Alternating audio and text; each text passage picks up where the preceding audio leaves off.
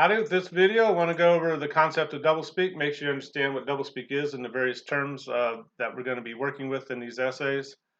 And the basic idea behind doublespeak is that language is quite often designed to manipulate, not just communicate. And part of the inspiration for what doublespeak is, even though people have been using doublespeak since language began, it's just part of who we are as human beings. But a major inspiration came from George Orwell's novel 1984. If you remember, or if you don't remember, in the novel, Big Brother, the authoritarian government, uses three mantras to kind of keep people in check and kind of keep their brains in check. The ultimate idea behind doublespeak is to control what happens inside your head, right? But the three main mantras were war is peace, ignorance is strength, freedom is slavery. If you think about our own country, why do we spend so much of our budget on the military? And the idea is that if we're able to wage war and engage in war, then we'll maintain the peace here at home, right? So we wage war to keep the peace. Why doesn't the government tell us everything that it does? Because for our national security strength, the people have to remain ignorant of what, at least some of what the government does. And you kind of see these ideas, they seem contradictory, but they kind of make sense, but they start messing with your head a little bit when you try and work them all out. And that's kind of the idea of doublespeak and groupthink within 1984, and newspeak, and all these kind of terms that George Orwell kind of coins. It's just a way for the government to control the people. William Lux kind of picks up on that kind of tradition from 1984 with his book Doublespeak. That's the title of the book. And he finally starts defining these terms. Doublespeak is language that pretends to communicate but really doesn't. By the way, this is a doublespeak source. It's coming straight from that doublespeak source that's on the content page we talked about in the first video. But it's language that makes the bad seem good. It avoids or shifts responsibility, conceals or prevents thought. And those are kind of the three main ideas I want you to get from that definition. And we've all used doublespeak before. You know, when mom came home and you said the lamp broke, you were using doublespeak. You were using passive voice to take the person who did the action out of the sentence, and your mother had to work through your doublespeak and say, okay, who broke the lamp, right?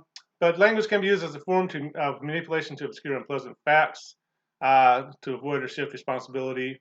And we need to see if the facts are agreeing with what's being said about those facts. That can be kind of interesting sometimes, especially in this political season, right? Some examples. If you think about the abortion debate, this question of what you call a fetus as you talk about the debate, pro-life folks, well, pro-life is already an example of doublespeak, right? It's trying to put a certain kind of image inside your head. How many people are anti-life? We're going to say they are. But pro-lifers use the term unborn child, which is kind of an odd term. It kind of sounds like a little zombie fetus. It's the unborn or something. It's kind of an interesting term, but it's designed to put a certain image in the person's head. And if you're going to engage in a debate about abortion and you're forced to use the term unborn child, it's going to be hard for the pro-choice crowd to use that term, right? On the other side, again, pro-choice is another example of doublespeak. It puts a certain kind of thought inside your head and kind of designed to manipulate you because they're trying to get you to see a certain way on this issue.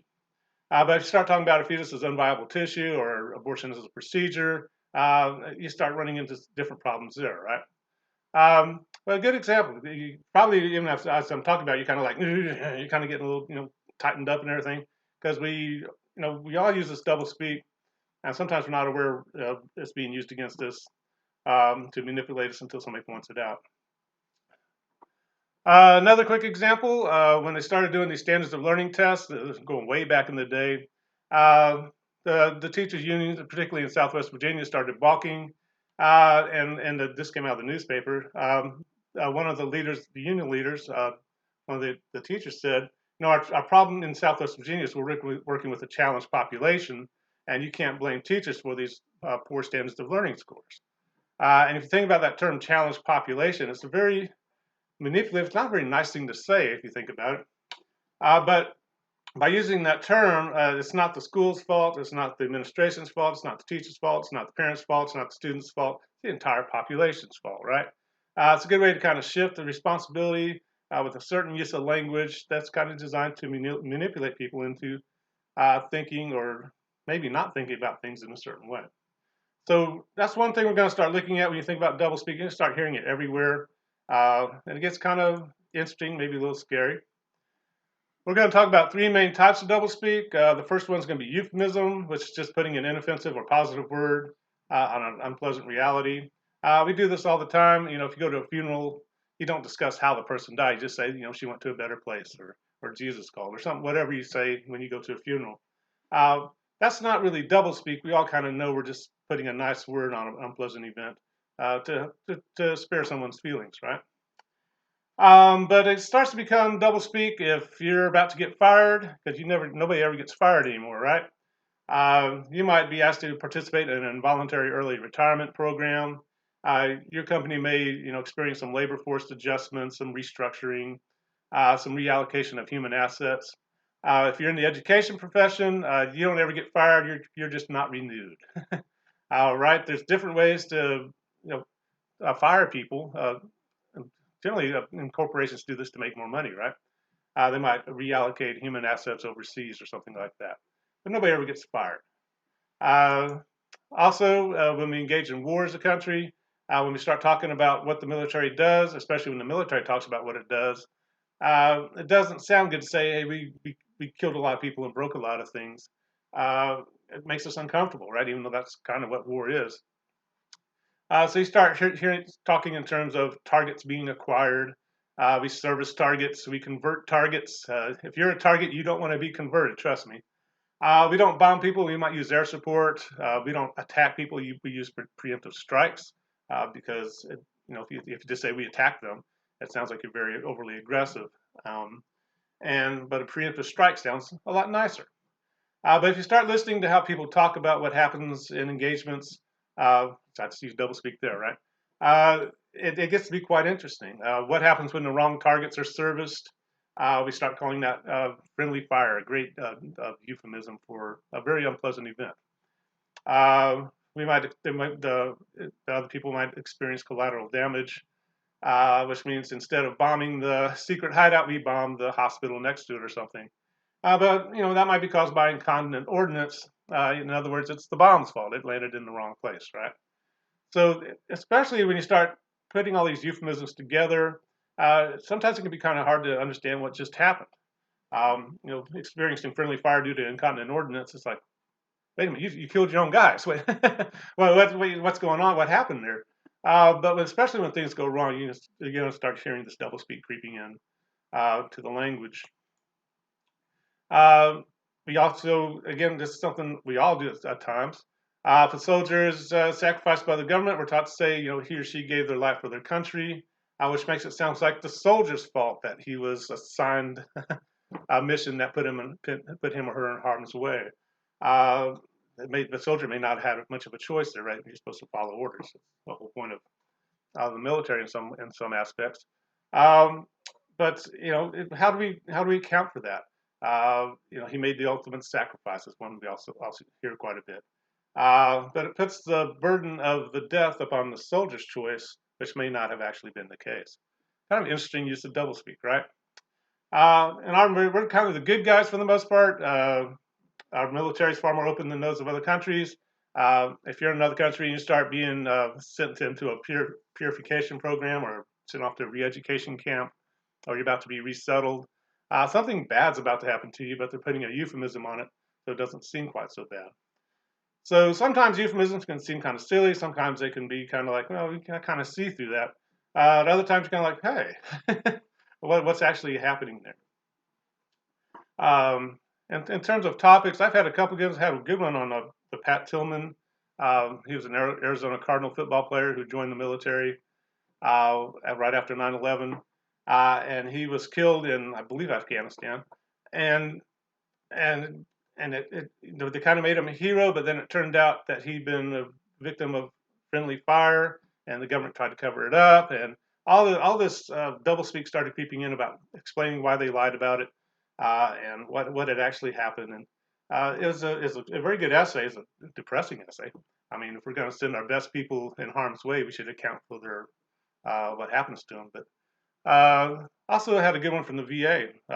He was a veteran who was having a lot of trouble with the Veterans Administration. He just used a few of the letters they had sent him about why he couldn't get the treatment he needed. Lots of euphemisms and things like that. That was a good topic to work with. But sometimes euphemisms can kill you. The Nazis were very good in World War II about of how they killed millions and millions of people in death camps. Right? If you were being resettled, particularly to the east, as a Jewish person or a person they didn't like, you were in for you had a problem. They were going to send you somewhere and kill you. But resettlement sounds like it's a nice euphemism for what they're about to do. So Gate at Auschwitz, work will make you free. They printed that on quite a few different death camps. And of course, they worked you to death and that freed you from your misery. But again, these euphemisms just, ugh. And of course, the final solutions, the ultimate euphemism, what's the problem? And the solution is murdering millions of people. So again, sometimes the double speak can seem kind of silly, but sometimes it gets kind of icky and kind of violent and hiding some very, very unpleasant things. The second type, you might also end up in your essay breaking these down into two separate types, is jargon and weasel words. Jargon is just a specialized language of a particular group. If you're in the military and people are shooting at you, you're not going to write a 2,000 word essay trying to get backup. you got a special language you call in, and I need this immediately. You've learned some jargon in this English class. When I write comma splice, you got to figure out what that is. It's like, oh, I put two sentences together with a comma between it. I need a period there. So, not all jargon. Medical people, if you're going to the emergency room, you want them to move quickly and speak quickly and understand what each other's saying. You may not understand what they're saying, but you're kind of hoping they know what each other's saying. But jargon starts to become doublespeak if all of a sudden you don't quite understand the jargon and that ignorance is being used against you. If you experience a negative patient care outcome that results in a terminal episode when you're in the hospital, all of a sudden that jargon's being used to hide the fact that you died. And if it's due to a diagnostic misadventure of a high magnitude, that means a doctor or nurse really screwed up and killed you. But the language is starting to shift responsibility, hide reality, make bad things maybe seem not quite so bad. And they're doing it through the jargon, a specialized language of a particular group. Same thing when you buy a house or a car and you kind of try to read the agreements you're signing. It's written in legalese, and lawyers do that on purpose so that you don't understand what you're signing, and they might end up taking advantage of you that way, right? If a plane crashes, quite often the airlines will make money. They're insured for those planes, right? They have to count for that money on their books, and it doesn't sound good to say, hey, we made some money here because the plane crashed. So they might say, an involuntary conversion of an aircraft created this money, and all of a sudden it's like, wait a minute, your plane crashed and killed a bunch of people, and you're making money on that. But and the jargon starts to become maybe a little more sinister. One special type of jargon is called weasel words. You're going to see this in advertisements quite a bit, and I'm going to start showing you some examples here instead of just yammering. But they're words that qualify whatever comes after them. For example, I can guarantee you that this class will help you become a millionaire within 5 years, or I will give you the $1 million myself. And you're kind of sitting there thinking like, sounds good. But then if you come back in 5 years, I'm just going to say, well, I just said it would help. I didn't say it would actually do it. And that's what these weasel words do. They qualify whatever comes after. Whoops, I wasn't ready to go back here. So words like helps or fights, crest helps fight cavities is not a specific claim. Rubbing your fingers on your teeth might help fight cavities too, right? Dawn leaves dishes virtually spotless. Virtually means it leaves them spotless. You're virtually a millionaire right now, right? It's you kind of like, well, if you really think about what the word means, it's a weasel word, advertises you to make you think a certain way, but they're not quite saying what you think they're saying. When drugs say it treats something or works to do something, or works to control something, they're using weasel words to not make a specific claim about that product. First example we want to look at, make sure is a Zoloft commercial. It's one of the old school commercials, but it does a good job of showing how weasel words might work within an advertisement. And hopefully, it'll also kind of show you how a drug ad might make a very good topic for this doublespeak essay. You know when you feel the weight of sadness. You may feel exhausted, hopeless, and anxious. Whatever you do, you feel lonely and don't enjoy the things you once loved. Things just don't feel like they used to. And kind of notice they're getting you to diagnose you. This is a television commercial. So, you're watching Gilligan's Island or whatever, and all of a sudden this commercial comes on and they're kind of asking you to diagnose yourself, right? These are some symptoms of depression, a serious medical condition affecting over 20 million Americans. While the cause is unknown, Kind of notice what they just said. While the cause is unknown, we have a drug that's going to treat those unknown causes. And start kind of noticing the doublespeak through images. That weird little egg shape, it's all sad. But also, when they start putting pictures on your screen and put the word dramatization, they can draw whatever they want.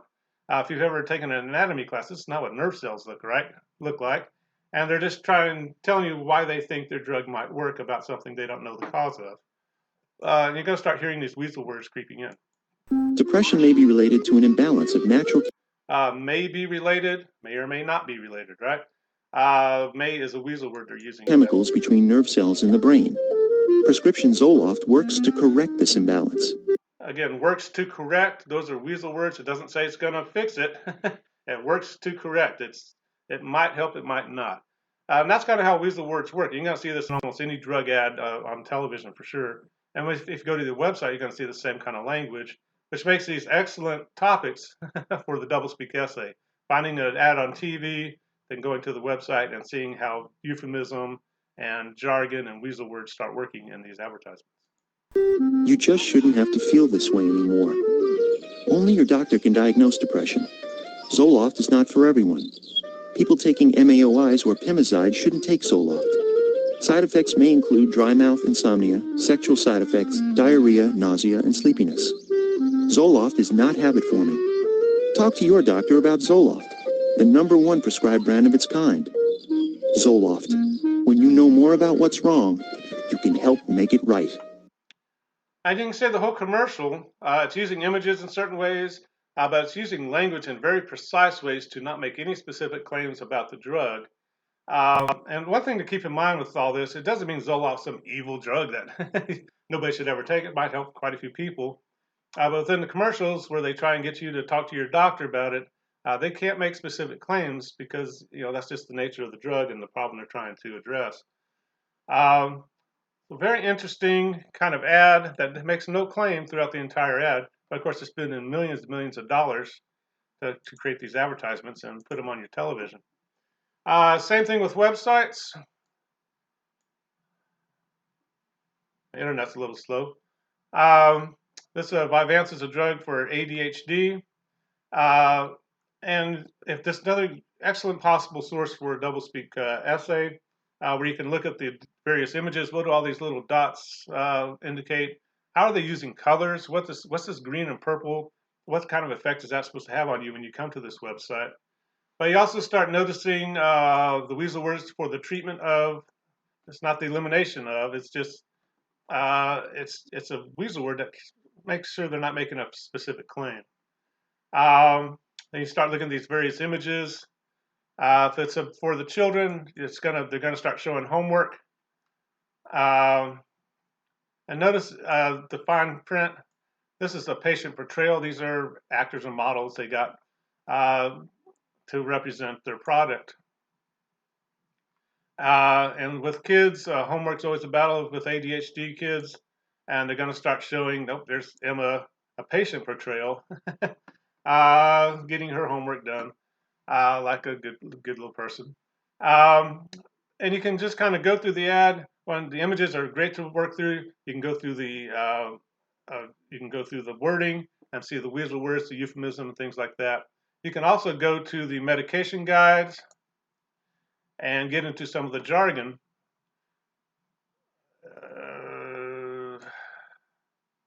And go through the full prescribing information. Sometimes they bury this stuff, right? But the FDA requires all this.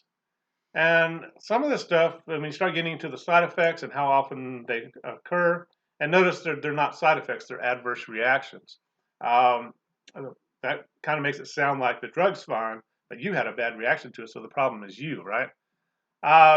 but you can start seeing how often these side effects occur. Uh, it's quite often, right? Decreased appetite, insomnia, dry mouth.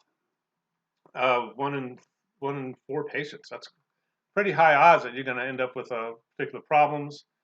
Some of these kind of type of drugs can have some pretty serious side effects. You go to the Zoloft or our website like Paxil and start seeing the side effects. It can be like, whoa.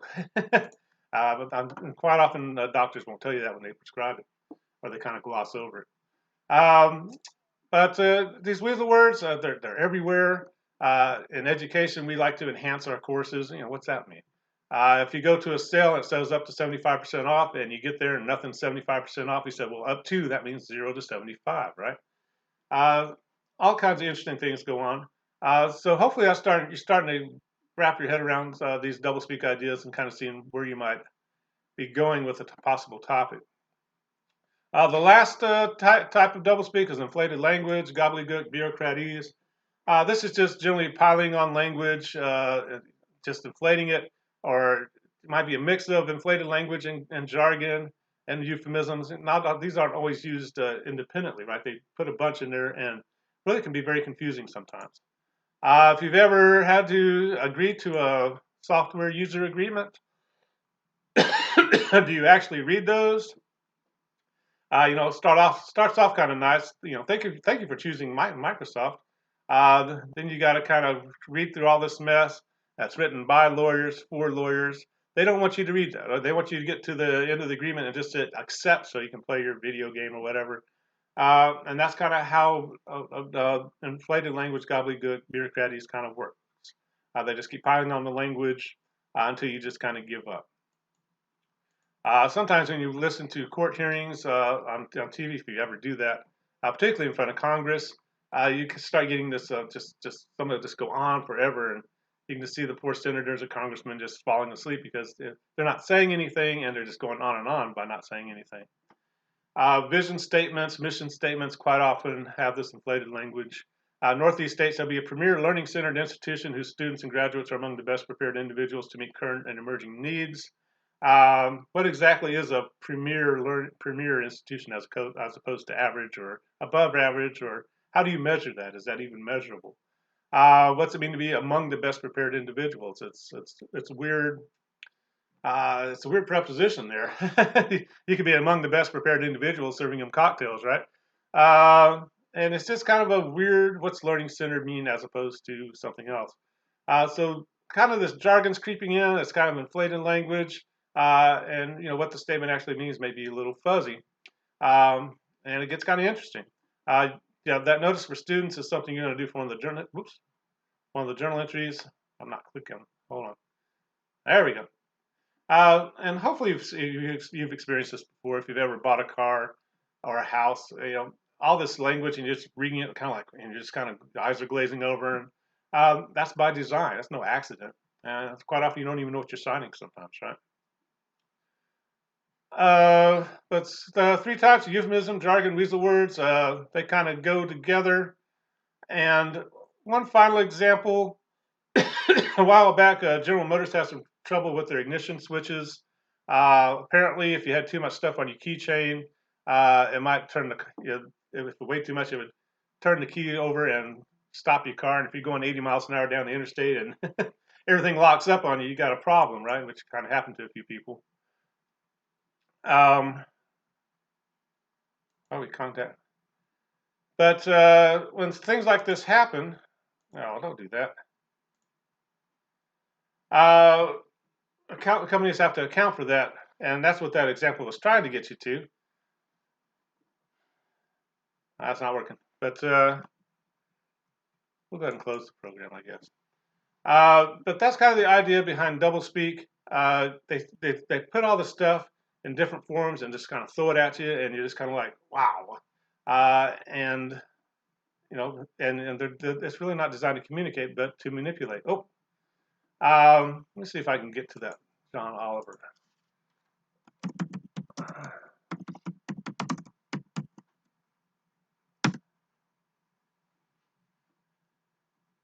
There we go.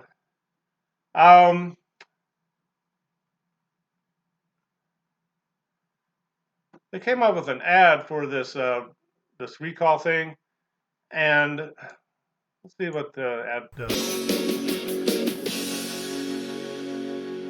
Just this Friday, we learned that GM was holding meetings at the time about dealing with their defective cars. But you'll never guess what they were talking about. These are slides from a PowerPoint presentation given in 2008. Workers were told not to use the word defect or defective, but rather does not perform to design. And GM had judgment words that were banned, including dangerous, crippling, life-threatening, hobbling, and 65 others. How did they even come up with that list? Was it just word association at that point? Okay, everyone, say the first word that comes to mind. Cadillac XDS. Life-threatening. Perfect. The new Chevy Sonic. Crippling and dangerous. Fantastic. Keep them going. There are no bad ideas here, just bad cars. And there were a lot more words on that list than just those four mentioned, because the banned words include, and I'm going to show you the document to prove that they are real as I read them. They include death trap, decapitating, grenade-like, Hindenburg, Kevorkian-esque, powder keg, rolling sarcophagus, and your toast. When demons have sex, those are their safe words. We don't technically have commercial breaks on this show, but frankly, after this, I think we all might just need one just to get away from this story altogether. So if you'll excuse us, we'll be right back. General Motors makes cars that America can be proud of. Cars you could never describe as defective or catastrophically flawed. Gruesome, potentially disfiguring rolling sarcophagi? That's not our cars. We make sleek, non-grenade-like anti-Hindenburgs that are the very opposite of Kevorkian-esque. So why not tell your family you love them and come test drive a GM car today? Driving a GM car is so smooth, it's like butter. And you're toast. General Motors. Why walk through the valley of the shadow of death when you can drive?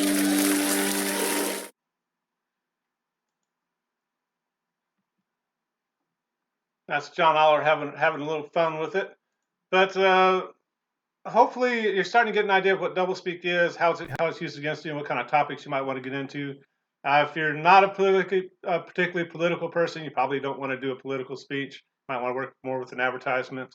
But weight loss ads, drug ads do a great job of employing images and the wording, the euphemism, the jargon, the gobbledygook to try and sell you a product that they can't guarantee is going to work, right? But we'll go over a sample essay here in the next video. If you have questions about doublespeak, be sure and let me know. And again, kind of tailor the topic towards something you might be interested in, maybe a certain issue that you're concerned about. But again, it's not going to be about the issue. It's going to be about how language is used by people who talk about that issue. And you want to find that primary source that you can make into a good essay. But we'll stop there, and we'll talk to you later. Bye-bye.